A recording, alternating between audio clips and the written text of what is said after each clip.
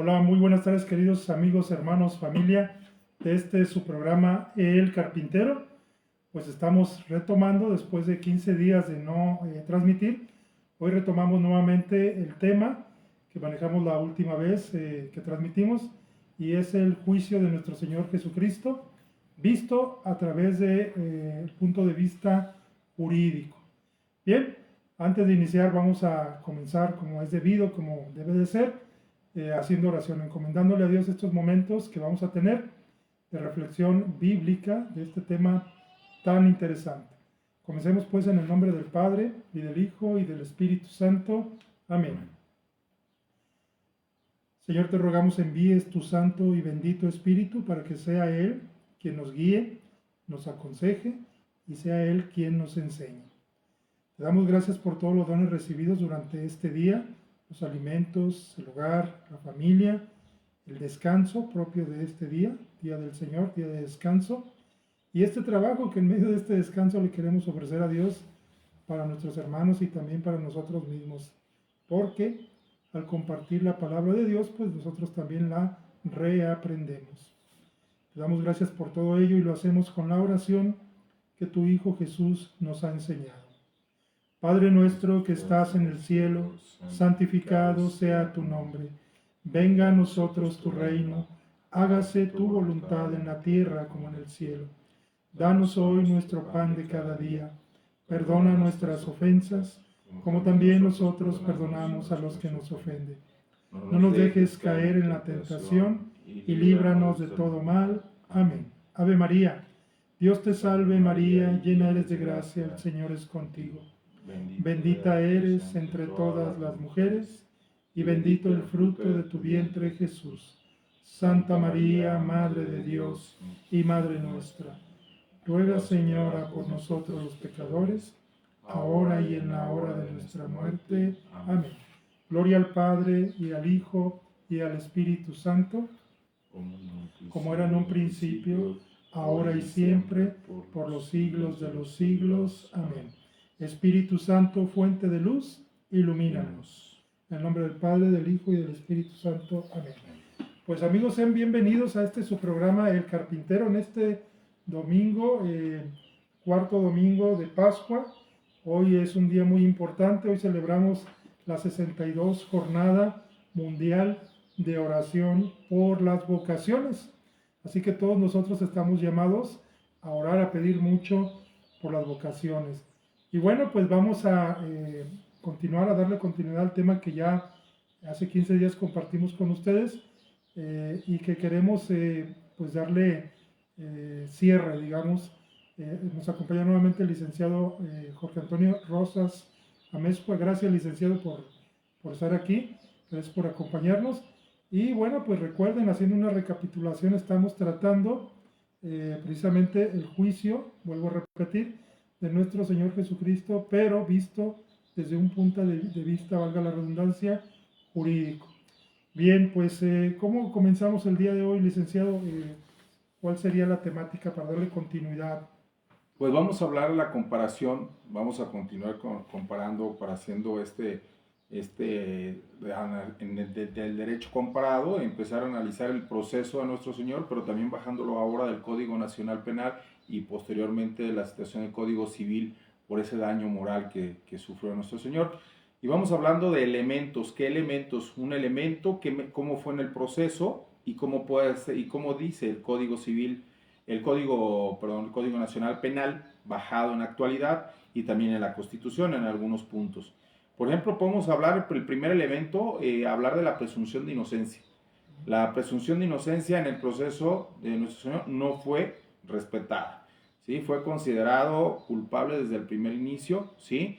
Se manejó como culpable, cosa que en el Código Nacional Penal, ¿sí? Ahora ya te habla de que aquí tú eres inocente desde el primer momento, ¿no? Desde el inicio, precisamente, tú eres un principio rector que toda persona se le debe presumir su inocencia. Y de hecho con nuestro Señor no, fue considerado desde el primer momento culpable. Así es, en esta comparación que estamos haciendo del proceso de Jesús versus el Código Nacional Penal y, como lo decía el licenciado, en algunos casos la Constitución política de nosotros, Constitución Política de los Estados Unidos Mexicanos, bueno, pues encontramos otro elemento y es el juicio público. ¿Cuál es el proceso aquí? Bueno, pues fue en una sede particular, fue secreto y fue de noche. Este es el elemento en este proceso. Perdón, este es el proceso en este elemento. ¿Sí? Ya lo habíamos analizado, que un juicio pues no se puede llevar de noche, ni antes ni ahora. Ahora, si esto lo comparamos, este elemento contra lo que dice el Código Nacional Penal en la actualidad, bueno, pues nos dice el artículo 5 de la Constitución Política que el juicio debe ser oral y público, ¿sí?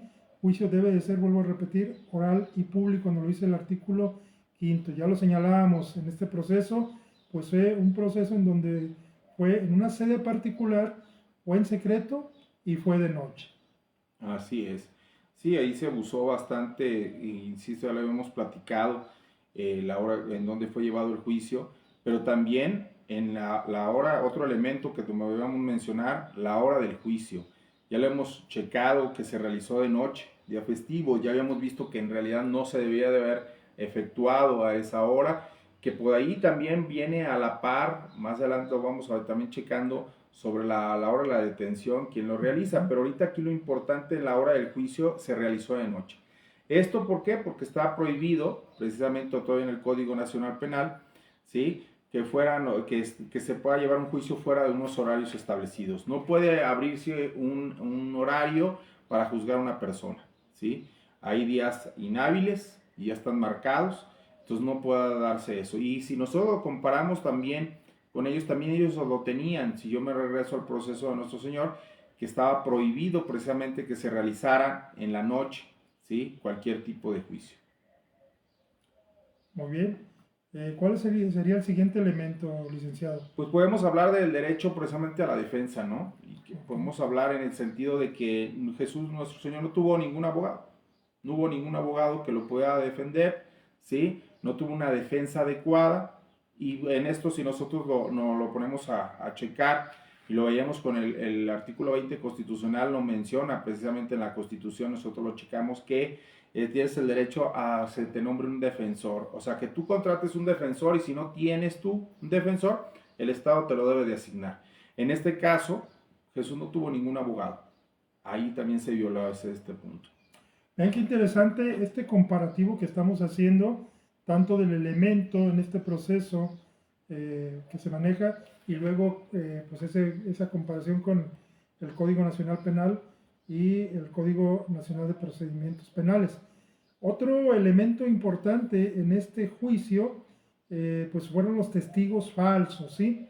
Aquí, en este proceso de nuestro Señor Jesucristo, pues se usaron testigos contradictorios y falsos. Entre ellos mismos no se ponían de acuerdo, como ya lo hemos señalado en el programa anterior. Hay contradicciones, nos lo señala la Sagrada Escritura, y bueno, pues son a todas luces testigos, digamos, acarreados, ¿sí? ¿Qué nos dice el Código Nacional Penal en la actualidad respecto a esto? Bueno, nos dice el artículo 247 del Código Nacional de Procedimientos Penales que las declaraciones falsas se deben sancionar. Si esto se aplicara al momento en el que nuestro Señor fue juzgado y se le presentaron estos testigos falsos, pues imagínense, se debería haber aplicado la ley como es y no se hizo. Estos testigos son falsos. Así es, de hecho, recordando también un poquito en este punto lo que decía la ley judía, ¿no? Si tú señalabas a alguien, ¿qué pasaba? Si no había fundamentos, el castigo va a ser para ti. ¿Por qué? Porque estabas incriminando a alguien, estabas acusando a una persona con falsos testigos o falso testimonio, ¿sí? Pasando también a otro punto, vamos a hablar de la autoincriminación. ¿Por qué? Porque en este caso nuestro Señor fue presionado a hablar.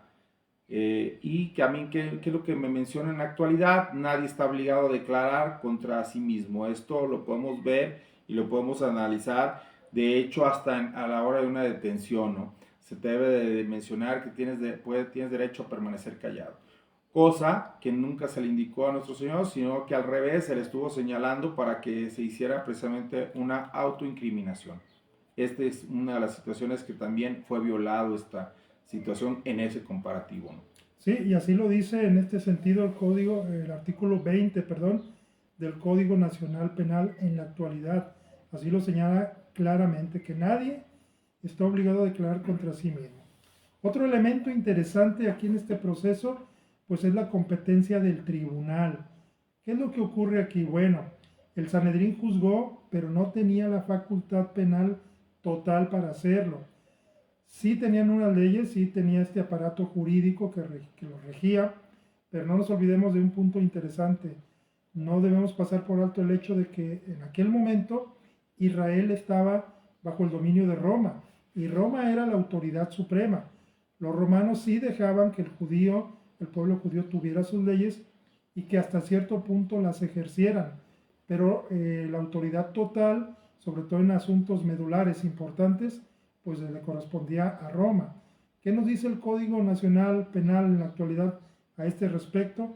Solo tribunales competentes pueden juzgar y sentenciar. El Sanedrín en aquel momento no era un tribunal competente ni podía juzgar y sentenciar. Y sin embargo, pues ya vivimos la pasión, ya nos dimos cuenta de que ellos lo condenan, lo llevan prácticamente ya con esta sentencia a Roma y presionan a Poncio Pilatos pues para que él determine y sentencie la muerte de nuestro Señor en la cruz. Así es, a mí en la situación, otro elemento, hablamos también de la motivación de la sentencia, ¿no? Que fue una decisión política y religiosa, porque en realidad se estaba manejando la decisión política de decir que había sedición, que estaba en contra de lo que era César, o sea, querían buscar de alguna manera que este juicio, que ya lo vimos, que estuvo muy amañado, pero la verdad no era una situación jurídica, no fue en realidad para la sentencia, no había elementos necesarios para ser sentenciado, ¿sí? Cosa que las sentencias, como se dice, deben de estar bien, debidamente establecidas, ¿sí? Fundamentadas y motivadas. Todo debe de haber una motivación y una fundamentación. ¿En qué te basas a decir las cosas que me estás diciendo y cuál es el fundamento jurídico para hacerlo? Cosa que no tuvo, cosa que en ninguna parte se le hubo una fundamentación de poder decir, bueno, en la ley judía él dice esto y es esto, no. Si no se cambió, de hecho, más podemos ver que también hubo una variación, más de cuenta de delitos, de buscar una sentencia que a la cual ya hemos hablado no hubo. Pues sí, seguramente que buscando, como lo hemos hecho en las leyes hasta donde tenemos alcance para tener acceso a las leyes, pues no se encuentra ningún código, digamos, o algún artículo que diga que cuando un hombre diga o se autodenomine como hijo de Dios, la sentencia es tal o cual. No la hay. Ellos dicen es blasfemia y en ese sentido, por él decir que viene del Padre, que es el Hijo de Dios, pues ese es el motivo, pero esto no está fundamentado. No hay en la ley algo que diga que por haber dicho esto merecía una muerte y una muerte de cruz, una sentencia de muerte, no lo hay. Otro elemento interesante aquí en este proceso, pues es lo que acabo de mencionar, es en sí misma la pena de muerte, que es impuesta sin fundamento, es válido, se hace válido por presión popular, lo señalábamos hace un momento, ¿sí? Ellos lo sentencian, lo llevan ante Pilatos y presionan, de alguna manera asusan a la gente, pagan, por ahí hay estudiosos de la Sagrada Escritura que señalan que muy posiblemente pudieron haber incluso pagado para que la gente pues se pronunciara en contra de nuestro Señor Jesucristo. Esto es algo que se menciona y el Código Nacional Penal nos dice pues que por lo menos si lo comparamos con nuestro Estado de Derecho aquí en México, pues esto está prohibido desde el 2005, es decir que está prohibido pues la pena de muerte, ¿sí? No era válido bajo ninguna circunstancia, ellos lo llevan a cabo y bueno, pues violaciones tras violaciones a los derechos de nuestro Señor.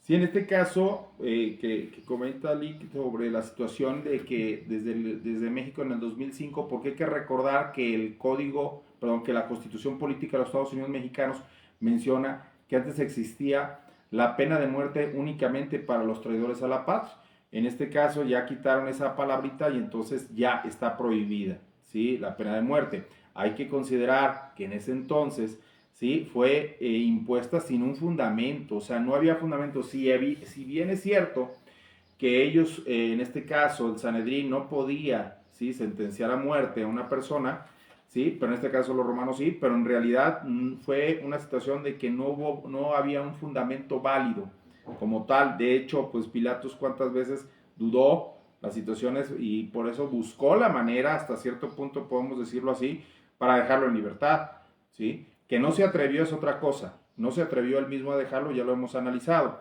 ¿Por qué? Por la presión popular que había. Eso básicamente. Ese es otro de los puntos, pero nosotros vamos a entrar a la situación ahora sí a manejar el daño moral. ¿Qué es el daño moral? Me dice que el derecho civil del estado de Jalisco se refiere a la lesión, a una lesión, a un perjuicio que sufre una persona, ¿sí? En su esfera, pero no nomás psicológica, no nomás la situación emocional o la situación de la reputación de la persona. Esto es como consecuencia de un acto ilícito o una conducta negligente por parte de otra persona. Estoy hablando de que el día de mañana yo por mencionar que tuvieron a una persona, por mencionar yo por tal vez jugar al amarillista o hablar, ¿sí?, sobre una persona que en realidad no me consta cómo estuvieron las cosas, pero yo ya hablo, ¿sí? Yo ya lo señalo, ya lo etiqueto con cierta conducta que la verdad no me consta qué pasó, simplemente yo ya estoy ocasionando un daño moral, ¿sí? El responsable del daño moral debe repararlo mediante una indemnización pecuniaria. Tienes que pagar por ese daño moral. ¿A cuánto asciende? Pues lo va a determinar. En la actualidad, lógico, lo determinaría en este caso el juez, pero lógico, a petición de la parte que le está diciendo, bueno, yo recibí esta afectación en mi trabajo, en mi imagen pública, se puede mencionar ahí es donde tú lo mencionas, y que hasta dónde es el daño moral, ¿no? Sí, y es interesante porque estamos haciendo esta comparativa con la actualidad, pero quizás, no sé si alguno de ustedes pudiese pensar que a lo mejor estas comparaciones no tienen lugar, obviamente por la distancia, ¿no? Tantos años de diferencia, otra cultura, otro momento histórico, pero no olvidemos que nuestras leyes que nos rigen actualmente, pues tienen su base en el derecho, sobre todo romano, y que si ahora se habla, como lo dijo el licenciado, de un daño moral y que ese daño, una vez comprobado, debería ser, digamos, indemnizado, pues estamos haciendo la comparativa de que por haber habido aquí este daño, nuestro Señor de alguna manera debiera de haber sido reparado. Obviamente, ya sabemos, eso no sucedió, eso no pasó, pero no olvidar que estamos haciendo esta comparativa como para darnos cuenta lo que actualmente procedería a las conductas que en aquel tiempo y a las violaciones que en aquel tiempo se hicieron en la persona de nuestro Señor. Y también una cosa importante, mucha gente que también la sigue replicando en la actualidad. O sea, estamos señalando lo que le pasó a nuestro Señor, pero mucha gente en ocasiones a lo mejor replica estas situaciones en la actualidad. ¿Contra quién? Pues contra otro semejante, contra otra persona. Y si esto le pasó a él, pues se sigue repitiendo con algunas personas. ¿En qué sentido? El daño moral ocasionado a nuestro Señor. Fue un daño moral. Un daño moral, ¿por qué? Por la difamación, ¿sí? Las falsas acusaciones, ¿sí? Que fue acusado injustamente de blasfemia, ¿sí? Y de sedición política, ¿no? Ahí la cita que comentaba, licenciado, antes de entrar en esto que platicábamos, sobre que precisamente mencionaba de que él hace la mención en cuestión de que ya por eso lo quieren justificar como una sedición política, pero básicamente, ¿cuál fue lo que les comentó él, no?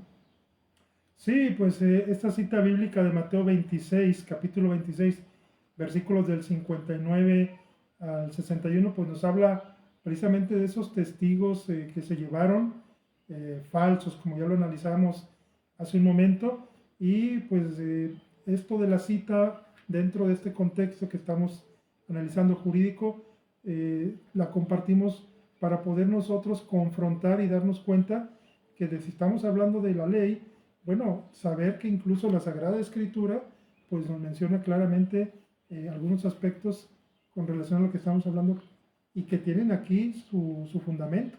Aquí nos dice claramente que pues, los testigos eran falsos, ¿sí? Entonces está el fundamento jurídico, pero también está la palabra de Dios que da testimonio de todo esto. Sí, también el daño, ¿no? La reputación pública, ¿sí? Cómo fue exhibido, cómo fue etiquetado, hablábamos de esa etiqueta que muchas veces hasta en la actualidad puedes poner una persona cuando no tienes el conocimiento, lo mencionaba. En este caso, esa etiqueta que lo colocan como criminal, como hereje, ¿no? Cuando su vida había sido intachable, ¿sí? Se dedicó ahora sí a hacer el bien y simple y sencillamente nomás por el coraje de unos cuantos porque le señala sus verdades, pues entonces quieren buscarle y cambiarle la vida, ¿no? O sea, hacerle tal vez, hacerlo ver como que fue un criminal en realidad. Y esto ¿no? Basado también en las burlas, ¿no? Las humillaciones que hubo, simplemente recordar cómo fue ese viacrucis, ¿no? Ese camino al Calvario, ¿no? Así es, hubo aquí en pues en este Via Crucis tal cual, pues hubo golpes, lo escupieron, lo azotaron. Cuando nuestro Señor en esta vía dolorosa tiene las caídas, pues no, ya lo sabemos, no fue, digamos, levantado y diciéndole, pues continúa, sino que fue a base de latigazos y golpes, injurias, salivazos. Entonces, tal cual todo este camino para llegar al Gólgota, pues fue un calvario y en su persona pues ejercen sobre él todo tipo de violaciones, todo tipo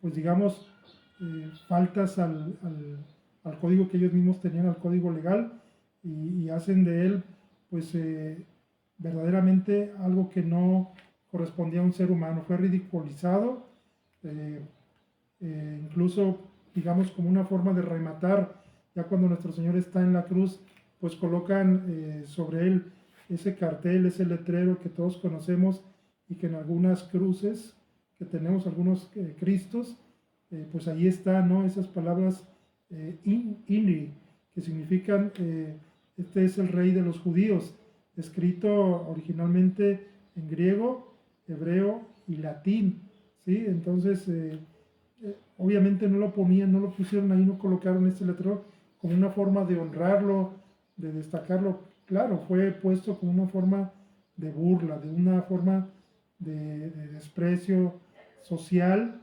y bueno, pues todo esto lo padece, además de la traición de uno de sus más cercanos, uno de los 12, Judas. Judas lo traiciona, lo vende, pero el resto de ellos pues también lo dejan, lo abandonas. Es abandonado no por todos, pero casi por todos. Sabemos por la Sagrada Escritura que quien permanece al pie de la cruz solamente es el discípulo amado Juan y su madre María. Sí, y mencionar también esto que fue una manera sarcástica, ¿no? Como mencionas ese letrero, ¿sí? Para burlarse de él. Pero también la situación el juicio en sí fue un juicio injusto y no hubo garantías, ¿no? Fue juzgado sin defensa, ya lo habíamos hablado, con violaciones al debido proceso, ¿sí? Fue un juicio realmente arbitrario, parcial, hacia un lado, ¿sí? Únicamente para afectarlo, ¿sí? Para causar ese perjuicio. No tuvo derecho a apelar ni protección judicial real. No hubo nada que pudiera, ¿sabes qué? Vamos a parar en esto. Él simplemente se mantuvo firme en lo que ahora sí lo que le estaban señalando, ¿no? Pero no hubo nadie, ¿sí? Como lo debió de haber sido en el proceso y también en ese entonces, porque si nosotros nos vamos a manejar, mucha gente podría decir, bueno, no existían los derechos humanos en ese entonces. Bueno, estoy totalmente de acuerdo, no existían los derechos humanos, pero sí cierto, ya lo hemos analizado en la pasada vez que sí hubo uno señalado y está bien marcado, ¿sí? En la ley judía y también con los romanos, algunos puntos muy concretos donde la verdad se lo brincaron, lo pasaron por alto, ¿no? Entonces, ya lo hemos analizado que no hubo un juicio justo. Así es, también pues fue expuesto al escarnio y sufrimiento público. Fue exhibido ante multitudes cargando la cruz, sangrando y débil. Aquí pues nos hace recordar muy claramente al profeta Isaías, el profeta que nos habla a todos los que ya hemos estudiado Sagrada Escritura aquí en este canal o por otro medio, pues como este profeta es considerado el profeta mesiánico por excelencia. ¿Por qué? Bueno, pues porque nos habla precisamente de ese Mesías que había de venir y que precisamente todo esto que estamos analizando, esas humillaciones, esos golpes, ese ser abandonado, ese ser dejado por todos, pues el profeta lo estaba señalando. Cuando, saliéndonos un poquito del tema, cuando compartimos alguna clase de Sagrada Escritura, siempre hablamos del profeta Isaías como el fotógrafo de Jesús. ¿Cómo que como el fotógrafo de Jesús? Sí, y es que a Isaías, si lo leemos, solamente le faltó que nos presentara una fotografía de Jesús y dijera, miren, de él estoy hablando. ¿Por qué? Porque si lo leemos, pues prácticamente nos da detalles muy precisos, muy claros, todo lo que pasó nuestro Señor en su pasión, válgame la redundancia, todo lo que vivió, todo lo que sufrió, pues es precisamente lo que él profetizaba y muchos siglos antes de que nuestro Señor Jesucristo viniera. Si hacemos un recuento, Sagrada Escritura, profeta Isaías, uno de los 3 profetas mayores, pues él está aproximadamente 7 u 8 siglos antes de la venida de nuestro Señor Jesucristo. Entonces todo esto él nos lo señala, toda esta pasión, todos estos sufrimientos nos lo señala él, cómo fue puesto en medio de criminales, como si él fuera un delincuente común. Aquí, pues su honra y su dignidad humana fueron completamente pisoteadas. Y aquí hago un breve paréntesis. Estamos hablando de este tema y hablamos de todos los sufrimientos que padece nuestro Señor, y lo que les voy a decir, pues es importante que lo tengamos claro. Y no olvidemos que cuando hablamos de Jesús, hablamos del Hijo de Dios, y que en Él hay 2 naturalezas, la humana y la divina. Dios, Jesús, es verdadero Dios y verdadero hombre, igual a nosotros, igual en todo, menos en el pecado. Es decir, Jesús sufrió como sufrimos nosotros, si tuvo hambre como tenemos nosotros, si tuvo sed, tuvo sueño, se molestó alguna vez, sí, también. Entonces es importante señalar cómo estamos hablando de un proceso que se le siguió, en el cual como persona, como hombre, como ser humano, pues padece y sufre mucho, ¿sí? Era un hombre tal cual, completo, y su humanidad estaba siendo sujeta de violaciones, de sufrimiento, de golpes, y esto no lo debemos olvidar. ¿Todo estaba escrito? Sí, todo estaba escrito, pero sin embargo, pues no deja de llamarnos la atención, y esto sirve para comparar lo que hace un momento decía el licenciado, en el sentido de, pues quizás, y solo quizás, lo voy a dejar ahí entre paréntesis, como estas mismas violaciones de aquel tiempo, vuelvo a repetir ese quizás, se siguen cometiendo el día de hoy. Así es, o sea, como bien comentas, era un ser humano, ¿sí? Ese dolor emocional y espiritual profundo, ¿no? Que fue traicionado, el sentir traicionado por un amigo, ¿sí? Con el cual compartió tanto tiempo y fue traicionado por él, fue negado por Pedro, ¿sí? Fue negado por Pedro, abandonado por sus discípulos, ¿sí? En la gran mayoría todos no estaban, ¿sí? ¿Y qué pasó? Pues simplemente en la cruz expresó simplemente su dolor. ¿Por qué? Porque también si nos recordamos un poquito, o sea, antes cuando estaba en el huerto, cuando estaba orando, pues la verdad sintió él todavía, por eso mismo la oportunidad de decir, o sea, apartarse, si era posible de apartarse de ese momento que iba a vivir, pero él siguió. Y aquí la situación en esto, ¿por qué? Pues lo menciona todavía en la cruz, ¿no? ¿Por qué me has abandonado? O sea, él soportó una angustia como nosotros lo podemos ver todavía en la actualidad con tantas personas que en ocasiones padecen situaciones de algún problemita o un problema muy fuerte que puedan pasar y que están detenidas, ¿sí? Personas que hay injusticias con ellas y siempre se menciona por qué. ¿Por qué? El por qué. Bueno, el por qué aquí le podemos ver con él, ¿sí? O sea, soportó esa angustia de ser inocente, así de sencillo, que no tenía ningún pecado, que no tenía algo que le ibas a tachar, que no hubo nada, ¿sí? Que le podías tú recriminar, y de todos modos cargó con todas las culpas, ¿no? Entonces, en ese sentido, sí es importante manejar que si hubo un dolor emocional, que si hubo un dolor de sentirse de la manera, y que fue ocasionado por estas personas. Por eso a donde yo quiero llegar es a la situación jurídica del daño moral, ¿no? O sea, ojo, si nosotros hablamos desde un punto de vista legal, moderno, ¿sí? Jesús fue víctima de un grave daño moral, ¿sí? En este caso, que va en contra de su honor, ¿sí? Que va en contra del honor de la persona, de la dignidad, de la reputación, ¿sí? Sentirse humillado, porque también hay que recordar que, como lo comentabas, él iba desnudo, ¿sí? Iba con burlas, iba con agresiones, con comentarios, ¿sí? Todavía estando hasta en la cruz, todavía uno de los que estaba ahí crucificado, todavía le sigue todavía ocasionando, ¿no? O sea, cosa que si decimos, ve las situaciones que estaban pasando, fue un daño moral que le hicieron a nuestro Señor. Sí, interesante todo esto e indignante. Interesante desde el punto de vista jurídico analizar pues cómo se violan cada uno de los derechos del ser humano. Cristo es Dios, verdadero Dios, verdadero hombre, y esa parte del ser humano pues sufre y sufre mucho porque todas sus garantías, todos sus derechos pues los pierden. No hay quien le defienda, hasta sus más íntimos amigos le dejan, le traicionan, le venden y le abandonan. Entonces, imagínense el escenario.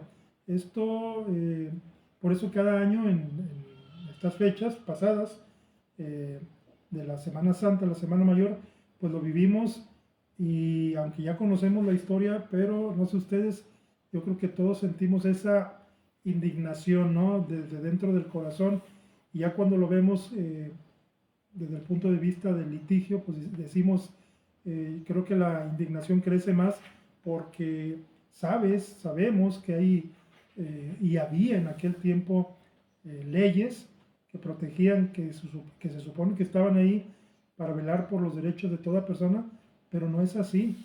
Esos derechos, esas garantías que pudiera haber tenido el ser humano en la persona de Jesús, pues no existieron, o fueron, si existían, pisoteadas simplemente.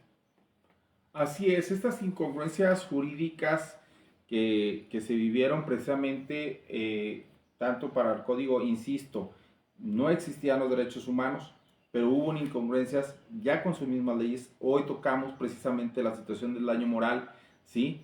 Por la situación que se violaron el derecho al honor, a la dignidad, a la reputación, ¿sí? Si nosotros nos vamos, y reitero, en el Código Civil, tanto en el 1387, 1390 del Código Civil del Estado de Jalisco, te lo menciona, el que cause un daño moral a otro está obligado a repararlo, ¿sí? ¿Y qué pasaba? Pues él fue injuriado públicamente, como lo hemos dicho, ¿sí? Se habló y simplemente no recibió una indemnización nadie. Al revés, yo creo que todavía posteriormente podemos hasta hacer una tercera y poder seguir hablando de todo esto, como la persecución que recibieron todavía posteriormente los apóstoles en ese sentido, ¿no? Todavía por ahí, hasta el momento en que resucita, como todavía se le dice a los soldados romanos por ahí, que sabes que ustedes vieron esto, ¿sí? O sea, no digas real la verdad. ¿Por qué? Porque ahora sí, como dicen, reconocen ellos y ellos saben perfectamente que se equivocaron, pero no quieren mencionarlo, ¿no? Entonces, aquí sí, buscarle esta situación con esta violación al derecho al honor y a la dignidad de nuestro Señor. Sí, curioso, ¿verdad? Fue objeto de todo tipo pues de violaciones en sus derechos en vida, pero también ya muerto, ya resucitado nuestro Señor. Ellos argumentaban que pues se habían robado el cuerpo, que realmente no había sido resucitado, y la persecución continuó, si no ahora directamente contra él, porque pues ya no podían hacerlo, pero ahora contra sus discípulos. Y bueno, si nos vamos a la cuestión religiosa, a la cuestión de fe, que pues es la parte más importante, pues esto es algo que se ha repetido toda la historia de la iglesia, incluso puedo decir, sí, la persecución, el seguir al seguidor de Jesucristo, y pues no nos extraña porque él mismo lo menciona en el Evangelio, que el que le sigue, el que quiera ir en pos de él, pues que tome su cruz y va a padecer y va a sufrir, y lo que le suceda a él, pues le va a suceder a sus discípulos, porque el discípulo no es más grande que su maestro, también así nos lo señala el mismo Señor Jesucristo. Entonces, pues una persecución en vida, en muerte, y una violación a sus derechos en vida, pero bueno, pues ahí sigue la lucha, ¿no? Esa persecución. También una cosa importante tocar, que el Estado en la actualidad debe de cuidar precisamente por todos los ciudadanos, y en este caso hablar de la integridad física y moral. ¿Por qué? Porque en este caso Jesús fue golpeado, fue flagelado, fue burlado, coronado de espinas, expuesto, como ya lo habíamos hablado, crucificado, pero eso todavía constituye un trato cruel, ¿sí? Inhumano, degradante, que atenta, lógico, contra la integridad humana. Pero a la situación viene todo esto a darte una situación de una responsabilidad objetiva del Estado y de sus autoridades. ¿Por qué? Porque si hacemos una analogía, el Estado romano y las autoridades judías fallaron en su deber de justicia, ¿sí? Cometieron un abuso de poder, como ya hemos hablado. Hoy, en términos del Código Civil, esas figuras serían responsables civilmente de los daños que se generan.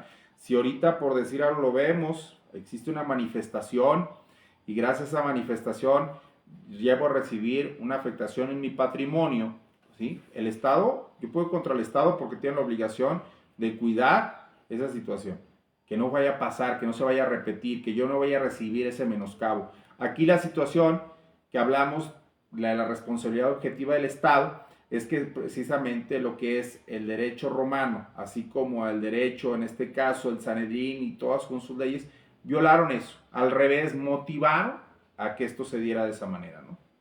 Pues sí, si todo esto se hubiera llevado a cabo el día de hoy, pues seguramente hubiera manera de reclamarle a las autoridades, porque actualmente lo hay.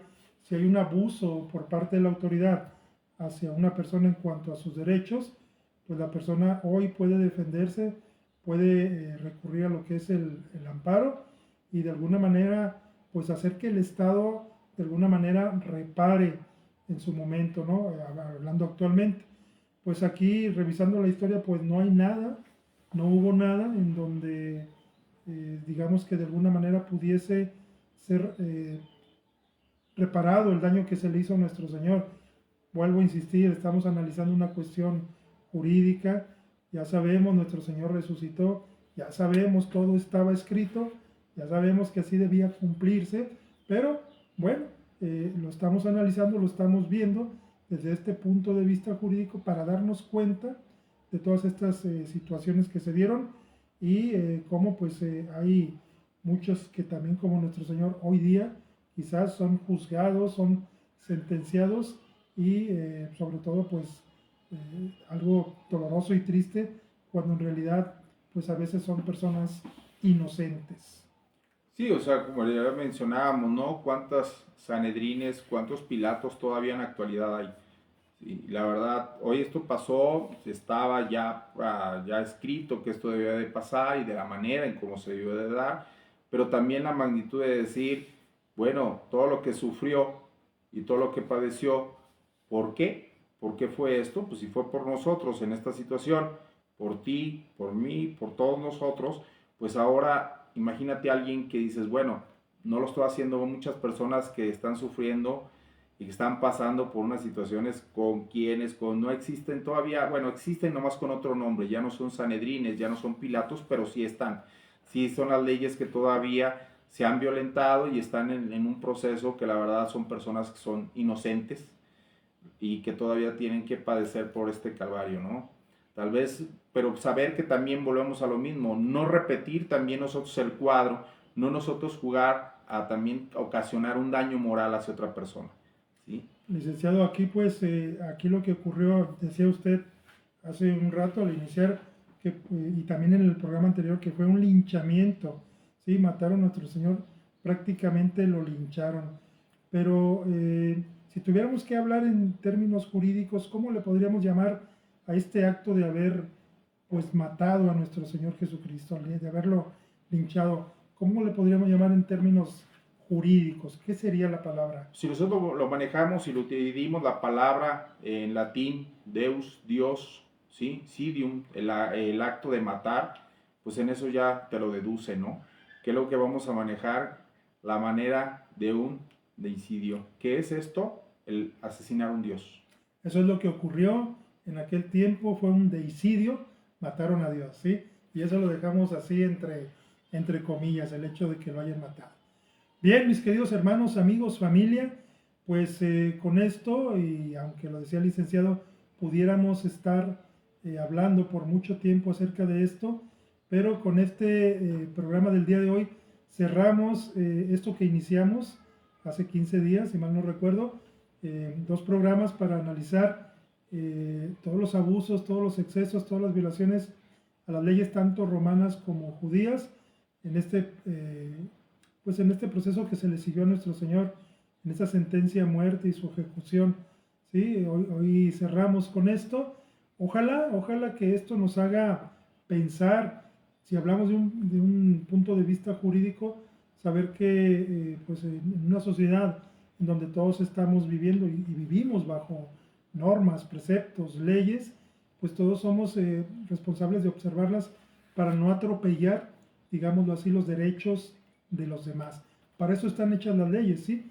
Para una convivencia sana, armónica de la sociedad. Y aquí pues todos podemos colaborar. A las autoridades corresponde la impartición de justicia, pero nosotros también pudiéramos ser gente que mate, que condene ¿a quién? Al prójimo. ¿Cómo? ¿Sí? Con la palabra, con juzgar, con señalar, con así como con nuestro Señor, difamarlo, acabar con su honor. Tengamos cuidado, sobre todo al momento de señalar a nuestro prójimo. Entonces, pues la reflexión va encaminada a eso, a que nosotros tomemos conciencia de esto que le pasó a nuestro Señor y pues que no queremos que se repita en nadie más, ¿verdad? Es un anhelo, un deseo, pero pues sabemos que todos sí podemos hacer algo al respecto, cuidar mucho esto. Y pues bueno, muy contento el carpintero de haber contado con la presencia del licenciado aquí Antonio Rosas Amezcua, Jorge Antonio Rosas Amezcua, que nos acompañó para compartir estos 2 programas. Y pues ojalá que no sea la única ocasión, licenciado, que nos acompañe con algún otro tema que sea, por supuesto, y sin duda alguna, pues de interés para todos nuestros hermanos que amablemente pues nos siguen semana a semana y que pues ya desde hace año y medio, 2 años casi ya, pues están aquí al pendiente de El Carpintero. ¿Algo que quiera decirle a nuestros amigos que nos escuchan, que nos ven? No, pues nos vas a agradecer, y la verdad hace muchos temas que por ahí después podemos platicar y podemos también compartir, hacer por ahí manejar el derecho comparado para ver estas situaciones. No más de esto, ¿no? Yo creo que todavía después toda esa persecución que recibieron los apóstoles, también se van por ahí varios puntos a tratar, pero bueno, ya lo podemos analizar posteriormente. Muy bien, queridos hermanos, amigos, familia, pues vamos a terminar como iniciamos, con oración. En el nombre del Padre, del Hijo y del Espíritu Santo. Amén. Señor, te damos gracias por este momento, por este día, este domingo que estamos terminando casi ya de la mejor manera. ¿Cómo? Pues hablando de ti, escuchando tu palabra y teniendo esta reflexión que va encaminada a mejorar como personas, como ciudadanos. Te damos gracias por todo ello, como tu Hijo nos ha enseñado. Padre nuestro que estás en el cielo, santificado sea tu nombre. Venga a nosotros tu reino, hágase tu voluntad, aquí en la tierra como en el cielo. Danos hoy nuestro pan de cada día. Perdona nuestras ofensas, como también nosotros perdonamos a los que nos ofenden. No nos dejes caer en la tentación y líbranos del mal. Amén. Este programa se llama El Carpintero, en honor a San José, al cual le tenemos un cariño muy especial, del cual somos devotos. Y bueno, aunque sea una oración breve, el día de hoy le decimos a San José una jaculatoria, es decir, una oración cortita, y es la siguiente: bendito San José, aumenta nuestra fe.